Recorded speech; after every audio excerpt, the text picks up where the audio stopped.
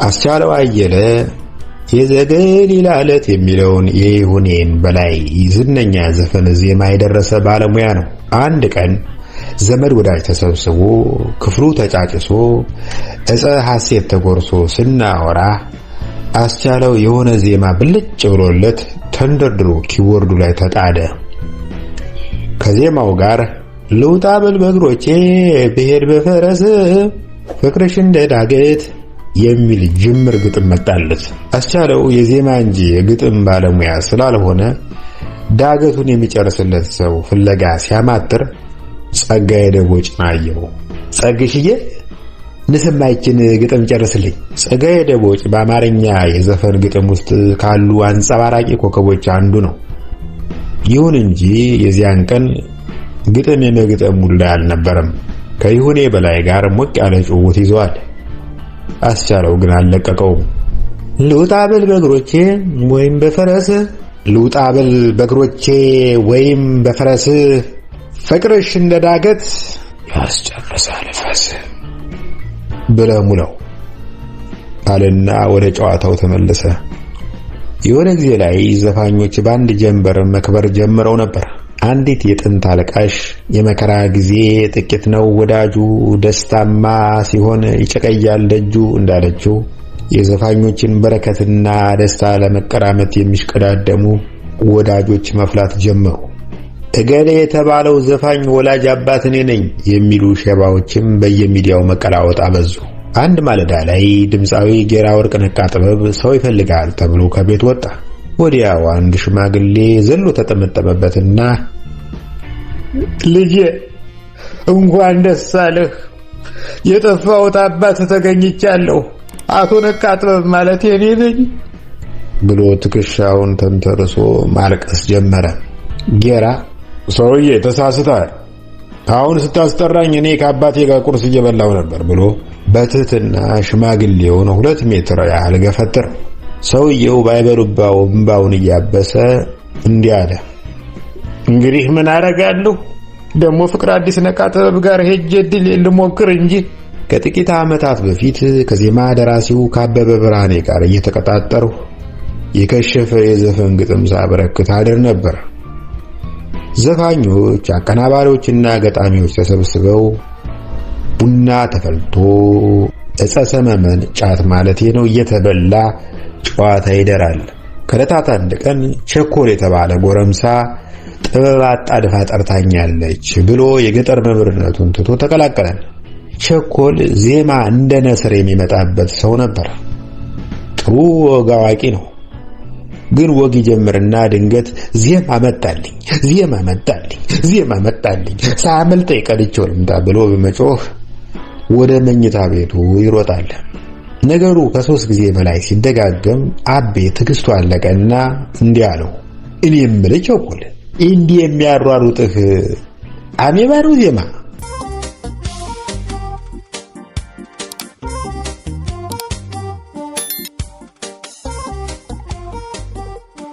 አንድ ድሃ ባላገር አንዲት ቆንጆ አፍቅሮ አባቷን ደጅ ጠና።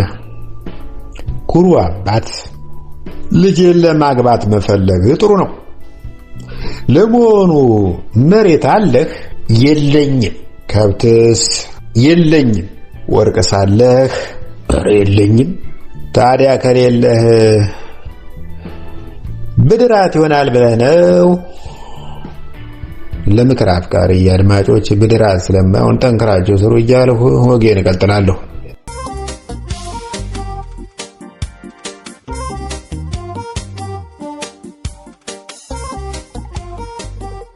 የግመል ሽንት ከየት ወዴት። በቀደም ለታ ትዝ አለኝ የጥንቱ ምግብ ቤት። ቁርስ በልቼ ስለታመምሁ ወደ ሆስፒታል ሄድሁ። ሐኪሙ በላፕቶፑ ላይ ፌስቡክ ከፍቶ በአንድ ጊዜ በቻት 4 ሴቶች ሲጀነጅን አገኘሁት። በኮማንድ ፖስቱ የባከነ ጊዜውን ለማካካስ ነው መሰል በጣቱ ብቻ ሳይሆን በክርኑ ታይፕ እያደረገ ዘርፈ ብዙ ጅንጀና ያካሂዳል። ቢሮውን ከፍቼ ገና አንገቴን ብቅ ከማድረጌ አይኑን ከላፕቶፑ ሳይነቅል ቢሮ ቁጥር 7 ሂድና የሽንት ናሙና ስጥ ብሎ አንባረቀብኝ። ዶክተር እኛ ሰፈር ውሃ ከሄደች 3 ቀን ሆኗታል። ምን አባቴ ጠጥቼ ሸናለሁ። ደግፎ እዚያ መጣኝ ጓደኛዬ ሙዝ ውጭ በር ላይ እየጠበቀኝ ነው። እሱ እኔን ወክሎ ለምናሙነውን አይሰጥም።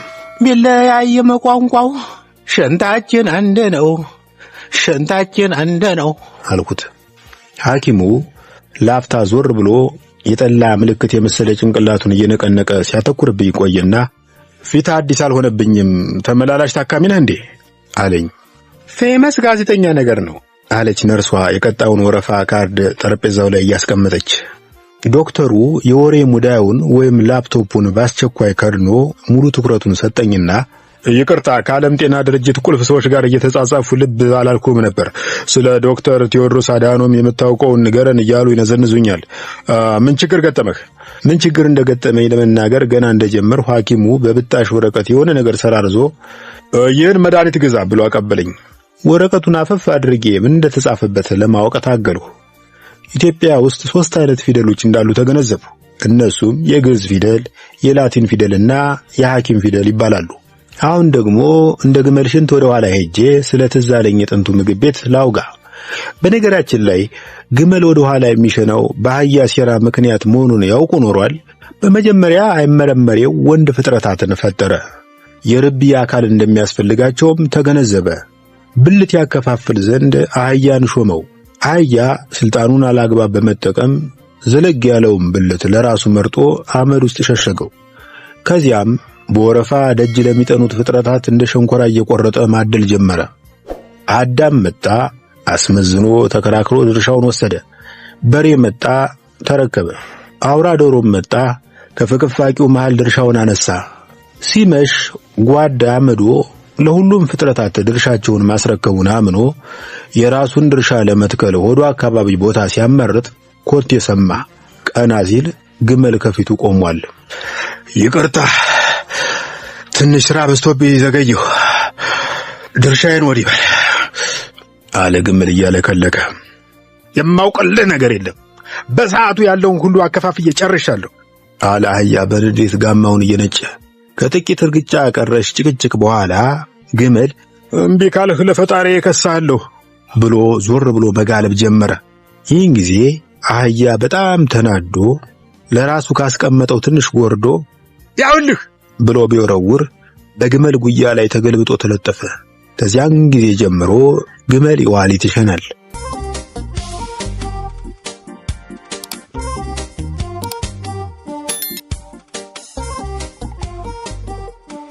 አንድ ከራሴ ወጎች ውስጥ ግብዣው የተባለ የሚያስተክዝ ምንም ማድረግ አልችልም የሚያስተክዝ ወግ አነብላችኋለሁ። ከሀገሩ የወጣው ሀገሩ እስኪመለስ ቢጭኑት አህያ ቢረግሙት ፈረስ መግቢያው ዘፈን ነው። ከኢትዮጵያ ባህላዊ ዘፋኞች ቡድን ጋራ አሜሪካ በገባው ማግስት ዘፋኞች በዶላር ከበሩ። እኔ አጥብቄ ተቸገርኩ። በወይዘሮ የሺሻ ወርቅ ናይት ክለብ ውስጥ ፋሲል ደሞዝ የጣውላ ክላሹን አነግቶ አረሱት የኡመራን መሬት ብሎ ዘፍኖ ኡመራን ለመሸመት የሚያስችል የሽልማት ዶላር ይዞ ሲወርድ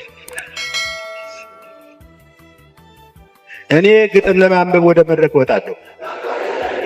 ከዚያ በግጥም ደብተሬና በኔ መሃል የቆመውን ወፍራም የሺሻ ጭስ ባይበሉት በገለል አድርጌ ዓለማዊ ልቤ ለበሰልሽ ዳባ ምናኔ የተመኘ በእናቴ ቀብር ላይ የጠፋብኝም በፊቴ ላይ ተገኘ ብዬ ስጀምር አያስጨርሱኝም።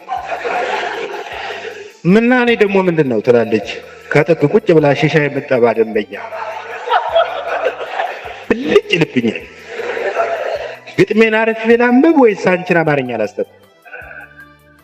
አቦ ይሄ ልጅ ያስቃል ሲባል አልነበረም እንዴ? ምንድነው እዚህ ቀብር ምናምን እያለ የሚያለቃቅስ ይላል ሌላው የሚወረውረው ነገር በአካባቢው እየፈለገ። ከጥቂት ጊዜ በኋላ ከኢትዮጵያ ያስመጣኝ ፕሮሞተር በኔ ቆረጠ ተስፋ። እረህ ነድተህ ብላ ብሎ ጥሎ ይጠፋ። ኢትዮጵያ ውስጥ ምግብ አማርጥ የነበርኩት ሰውዬ አሜሪካ ውስጥ ያለ ፈቃዴ በተከታታይ ጦም ጀመር። አሜሪካ የመብል ሀገር ናት።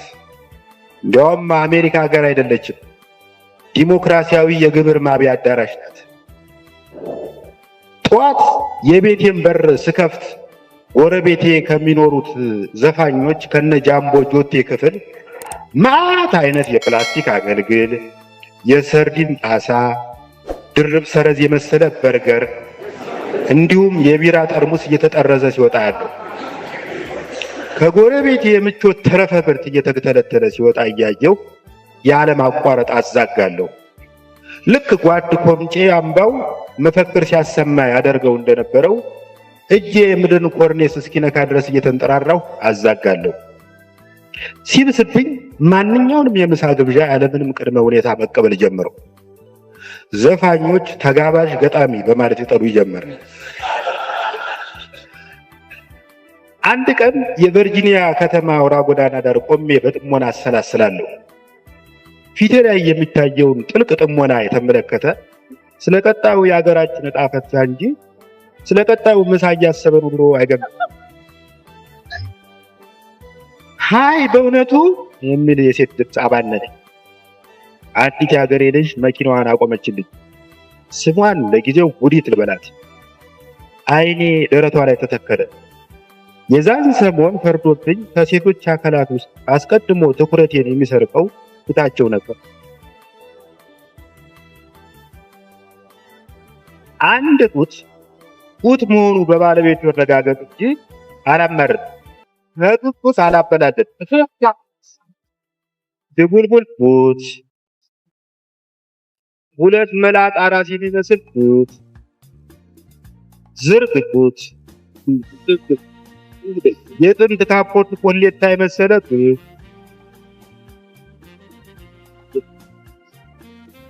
ደረት ለመሆን ትንሽ የቀረው ጡት፣ አብስትራክት ጡት፣ የምታምነው ግን የማትዳስሰው ጡት። ምን አይነት ሸፋዳ ብትሆን ነው ርቦህ እንኳን የምትሾፈው የሚል አንባቢ አይጠፋም። ወገን ጉዳዩ የሽፍደት አይደለም። ጡት ማየት ልክ የድግስ ሞሰብ እንደመክፈት ነው። ለመጀመሪያ ጊዜ ከምግብ ጋር የተዋወቅነው በሴቶች ጡት በኩል መሆኑን አንርሳ። ትንሽ ከተደናነቅን በኋላ ለምን ምሳ አብረን አንበላም አለች ጉዲት። ገና ምሳ የሚለው ሐረግ በአየር ላይ እያለ እኔ መኪናዋን ከፍቼ በኋላ ተቀምጫለሁ። ትንሽ እንደሄድን ጉዲት መኪናዋን ከአንድ ጣቢያ አጠገብ አቆመች። የሆነ 4 ማዕዘን ሰውዬ ገብቶ አጠገቧ ተቀመጠ። ከዚያ ዞር ብሎ የማን አባቱ ጉቶ ነው በሚል አይነት አየኝ። ወዲያው ግን በድጋሜ ከተመለከተኝ በኋላ አጅሬ አንተ ነህ እንዴ?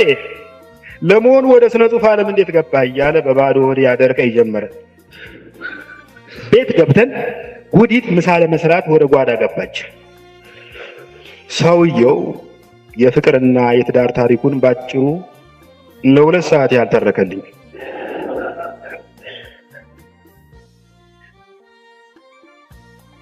አዲስ አበባ ውስጥ በፍቅር እንደኖሩ ከዚያ እሱ ወደ አሜሪካ እንደተሰደደ እና እሷን በስንት ውጣ ውረድ እንዳመጣት ነገረኝ።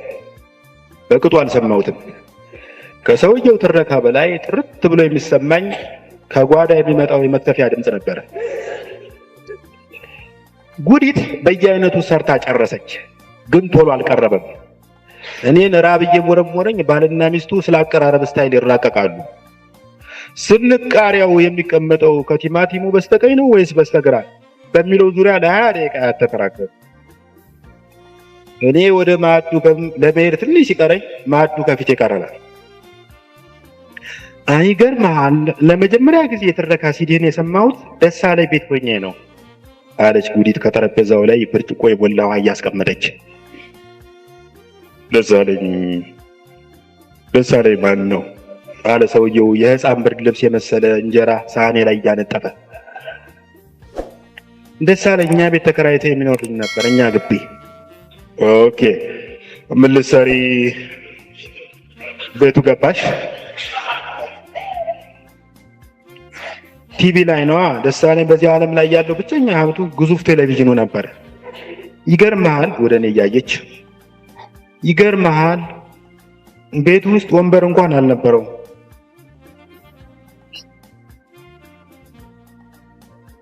ወንበር ከሌለው ቲቪው ምን ላይ ተቀምጠሽ አየሽው?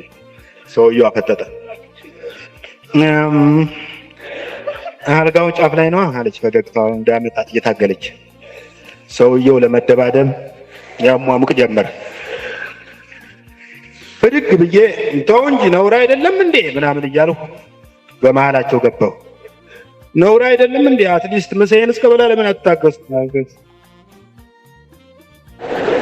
አሜሪካ እንዳለህ አትርሳ፣ ጫፌን አትነካኝ አለች ጉዲት ከመጤፍ ሳትቆጥሮ። እውነቷን ነው። አሜሪካ ውስጥ ሴትን ጫፏን መንካት ትልቅ ወንጀል ነው እና ወንዶች ንዴታቸውን የሚወጡት ግድግዳ በቴስታ በመምታት ወይም የመኪና ጎማ በካልቾ በመጠለዝ ነው። ሰውየው በንዴት አረፋ እየደፈቀ ዞር ሲል ከግድግዳው የተሻለ ማስተንፈሻ ተመለከተ። ቁልቁል አየ። ቀጥሎ የተከሰተውን ነገር ተረስቶኛል። ብቻ አቦ ወደዛ ዞር በልልኝ ብሎ ሲልና የመጥረቢያ ዛቢያ የመሰለው ክርኑ ወደ አንገቴ ሲሰነዘር ትዝ ይለኛል። አንገቴ ወደ ቀድሞ ጤንነቱና ውበቱ ለመመለስ ለአንድ ሳምንት የቢትልስ ሹራብ ቁሌታ የመሰለ ጀሶ ድጋፍ ማግኘት ነበረበት እና እስከዛሬ ድረስ አንገት ከሚሰበር ባይበላስ ይቀር የሚል የቴዲ አፍሮ ዘፈን በሰማው ቁጥር ይሄ ልጅ የኔን ታሪክ ማን ነግሮት ይሆን እላለሁ።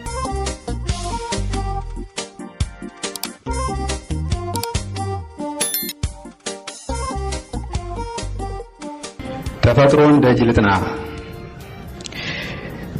እኔ ልሙትልሽ እያልሁኝ አልምልም፣ ቃላቴን መንዝሬ ለሞት ቀብድ አልከፍልም። ያኔ ትዝ ይልሻል ራስህን ግደል ብለሽ በረኪና የላክሽልኝ ጊዜ እድሜ ለስጦታሽ ታጠበ ሸሚዜ። ገደብ ጫፍ በሌለው በልብስ የመጋዘን ቢታጨቅ መከራ ቢጠራቀም ሐዘን ባለፈልኝ እንጂ በሞት ብዬ አላውቅም፣ ካልጋ ላይ ነው እንጂ ከፎቅ ላይ አልወድቅም። በሐኪሙ ስህተት በቁሜ ብከፈን ቦርድ በቁመቴ ሳጥኔ ቢደፈን ከጭስ ቀጥናለሁ እኔ መውጫ አላጣም፣ በጠጅ በወይን አገር ሽጉጤን አልጠጣም። የተመደበልኝ ዘመን ከባከነ የተሰፈረልኝ ቀን አልቆ ከሆነ ተፈጥሮን ደጅ ልጥና በአዲስ የፍጥረት ውል መስኮትሽ ላይ ሆና ስትዘምር የምትውል ድንቢጥ ወፍ ታድርገኝ ብኖር አንቺን አየው ከመሞት ምን ሊገኝ ይላል።